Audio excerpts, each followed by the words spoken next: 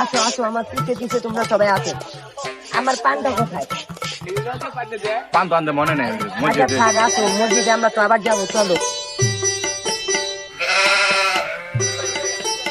তোমরা যে এখানে বসে বসে সময় দিচ্ছ, এখান থেকে বসে না থেকে আল্লাহর কালাম করো, যে মসজিদে যাও, এখানে না বসে থেকে নামাজ পড়ো, আল্লাহর জন্য আল্লাহর কাছে কান্না করে নিজের বাবা মার জন্য দোয়া করো, কাজে দিবে।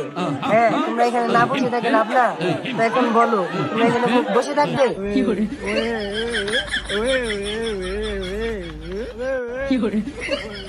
বুঝলে রে? আমি তো গেছে বললাম, আমি তো ওই ওই ওই ওই শুনলাম শুধু। আপনি কি শুনছেন? ও আমি বুঝছি, খালি বলো pay pay pay pay pay pay pay. তোমরা কিছু বুঝছো? বুঝছি কি বুঝছো কও?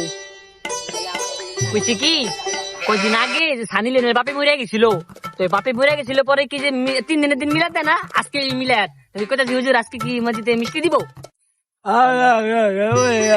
এইটাই কইতা ছিল। এই বেটা, তোর এই কথাটা কো আমার বলেছে, যা। এই ওগো দাওয়াত দে।